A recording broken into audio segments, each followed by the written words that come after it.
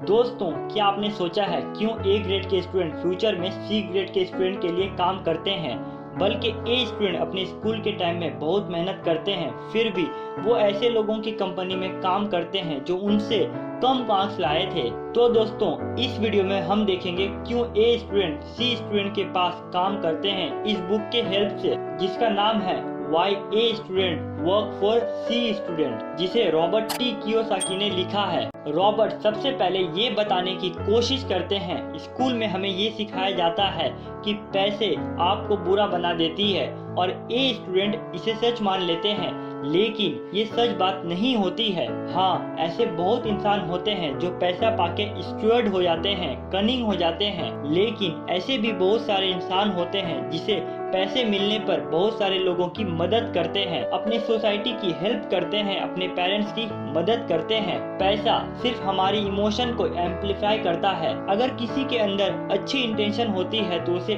और भी अच्छे काम करने की ताकत मिलती है, और उसी तरह अगर कोई इंसान बुरी इंटेंशन के साथ काम करता हो तो उसे और भी ज्यादा पावर मिल जाता है बुरे काम करने के लिए। अब रतन टाटा सर को देख लीजिए, वो सेल्फ मेड मिलियनियर है, वो अपनी कमाई का 40% से भी ज्यादा डोनेट करते हैं। इसी तरह आपके अंदर भी अपने पेरेंट्स के लिए रिस्पेक्ट होगी तो आप भी उन्हें अच्छे से देखभाल करेंगे, अपने दोस्तों की हेल्प करेंगे और अपने लोगों के साथ अच्छा सलूक करेंगे। एकेडमिक में सिखाया जाता है जिसके पास ज्यादा पैसा होता है वो लोग बुरे होते हैं, और इमोशन के साथ कनेक्ट कर दिया जाता है और उससे ए स्टूडेंट सच मान लेते हैं और उनके दिमाग में ये आ जाता है, नहीं, हमें ज़्यादा पैसा नहीं कमानी है और हम थोड़े पैसे में ही खुश रहेंगे और अच्छे इंसान बनेंगे। बल्कि ये उल्टा होता है, जब हमारे पास पैसे रहेंगे तब हम ज़्यादा लोगों की मदद कर पाएंगे। रॉबर्ट की दूसरी बात ये है कि स्कूल में हमें ये सिखाया जाता है उधार लेना बुरी बात है। डेट भी दो तरह की होती है, good debt, bad debt. Bad debt वो होती है जो हम लायबिलिटीज के लिए यूज करते हैं, जैसे कि हमारी इनकम से ज्यादा किसी भी कार, मोबाइल फोन को बाय करना, जिससे हमारी पॉकेट मनी से हर महीना पैसा जाते रहता है। लेकिन गुड डेट वो होता है जो हमारी पॉकेट में पैसा लाके दे। रॉबर्ट बताते हैं, जब मैंने होम लोन लिया था तब उन्हें बैंक इंस्टॉलमेंट से $25 ज्यादा मिल रही थी। उस घर के रेंट से उन्हें हर महीने $25 एक्स्ट्रा मिल रही थी, और ये अच्छी डेप्थ की एग्जाम्पल होती है। रॉबर्ट बताते हैं, जब मेरी इंस्टॉलमेंट खत्म हो जाएगी तब वो घर मेरे लिए काफी पैसा देगा, और अगर उस प्रॉपर्टी के लिए उधार नहीं ली होती तब कभी भी वो अपने रियल एस्टेट बिजनेस को आगे नहीं ले जा सकते थे। और ऐसे ही करते करते उनके पास 1600 से भी ज्यादा घर हो चुके थे। रॉबर्ट बताते हैं, ज्यादातर बिजनेस ओपीएम से ही खुलते हैं, अदर्स पीपल मनी, जैसे कि लोन के पैसे से, लेकिन उसके लिए भी हमें फाइनेंशियल एजुकेशन इम्प्रूव करनी पड़ेगी। रॉबर्ट एक और भी एग्जांपल देते हैं, आज मेरे पास मिलियंस ऑफ डॉलर है, लेकिन जब मैंने लग्जरियस बोट ली थी तब मैं उसे चार्टर्ड बोर्ड बना दिया था। मुझे पता था कि मैं उसे रोज यूज नहीं करने वाला हूँ, इसलिए जब भी किसी को जरूरत होगी तब वो एक दिन के लिए उस बोट को रेंट पे ले सकता है, और जब मुझे जरूरत होगी तब मैं किसी को भी रेंट नहीं दूंगा। और ये भी एक अच्छी एग्जांपल है गुड डेप्थ का। नेक्स्ट पॉइंट बताता है less important of financial education. Robert बताते हैं, 3 टाइप की एजुकेशन होती है, एकेडमिक एजुकेशन, प्रोफेशनल एजुकेशन और फाइनेंशियल एजुकेशन। एकेडमिक एजुकेशन वो है जहाँ पे हम बेसिक नॉलेज गेन करते हैं, पढ़ना सीखते हैं, मैथमेटिक्स सीखते हैं, और ये भी बहुत ही ज्यादा इम्पोर्टेंट होता है अपनी लाइफ में कुछ बड़ा अचीव करने के लिए। उसके बाद आती है प्रोफेशनल एजुकेशन, जहाँ पे हम किसी भी स्किल को अक्वायर करते हैं और उसमें मास्टरी यूज करते हैं। इसमें ए ग्रेड के स्टूडेंट आते हैं जो डॉक्टर बन जाते हैं, इंजीनियर बन जाते हैं, लॉयर बन जाते हैं। टॉपर एकेडमिक और प्रोफेशनल एजुकेशन में अच्छे होते हैं, लेकिन वो फाइनेंशियल एजुकेशन में ज़्यादा बेहतर नहीं हो पाते हैं, क्योंकि स्कूल या कॉलेज में नहीं सिखाई जाती है और फाइनली उन्हें सी स्टूडेंट के लिए काम करनी पड़ती है। रॉबर्ट टी कियोसाकी बताते हैं कि वो भी सी स्टूडेंट रह चुके थे, उन्हें तो सही से इंग्लिश भी बोलना नहीं आता था, और इसके चलते वो अपने टीचर से कई बार डांट सुनते रहते थे।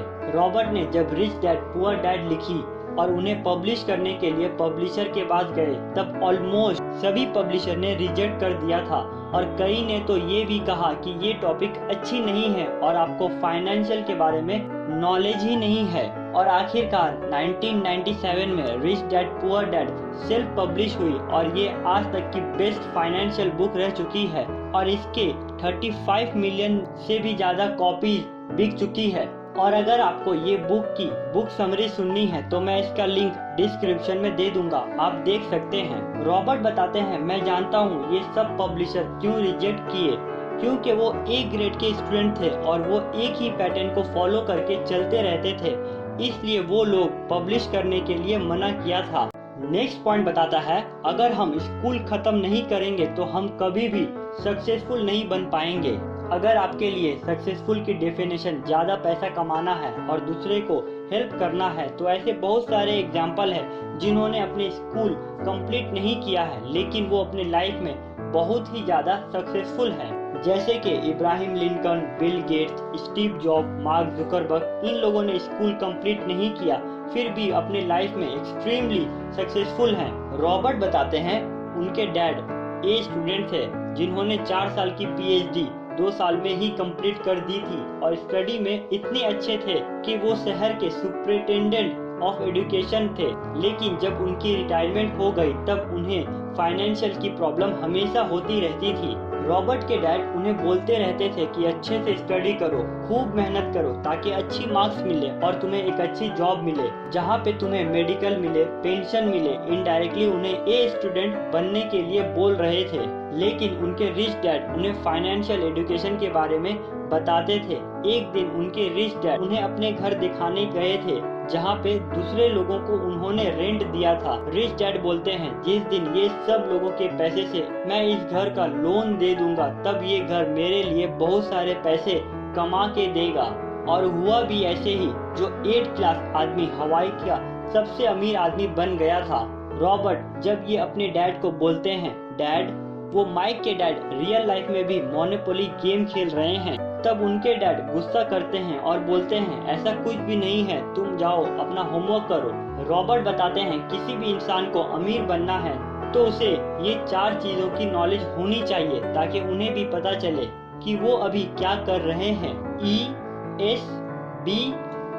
ई होता है एम्प्लॉय, जिसे हम सरल भाषा में बोलते हैं जॉब, जहाँ पे हम 9 से 6 बजे तक काम करते हैं और at the end of the month हमें सैलरी मिलती है। एस स्टैंड करता है सेल्फ एम्प्लॉयड, जैसे कि डॉक्टर, इंजीनियर या फिर शॉपकीपर, ऐसे लोग जो खुद काम करते हैं और पैसा अर्न करते हैं, लेकिन जब इन्हें ज्यादा पैसा कमाना होता है तब ये और भी ज्यादा बिजी हो जाते हैं। जैसे कि डॉक्टर जब तक पैसा अर्न नहीं कर सकता है जब तक वो अपने चेम्बर में नहीं बैठेगा, क्योंकि उसने ऐसा ही सेटअप कर रखा है कि उसके बिना वो बिजनेस मॉडल नहीं चल सकता है।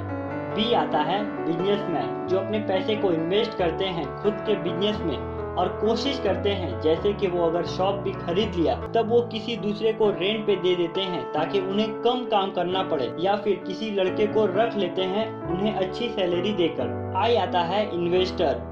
इन्वेस्टर वो होते हैं जो किसी भी दूसरे बिजनेस में इन्वेस्ट करते हैं जिससे उन्हें कुछ भी किए बिना उन्हें प्रॉफिट मिलती है। इसमें से आपको देखना है आप कौन से डिपार्टमेंट में हैं और कैसे आप बी और आई डिपार्टमेंट में आ सकते हैं, क्योंकि अमीर बनने के लिए आपको बिजनेसमैन या फिर इन्वेस्टर बनना होगा। उम्मीद करता हूँ आपको ये वीडियो से कुछ सीखने को मिला होगा। शेयर कर दें अपनी सभी व्हाट्सएप मेंबर को ताकि उन्हें भी वैल्यू मिले। अपना कीमती वक्त देने के लिए और कुछ नया सीखने के लिए thanks and also thank you for watching.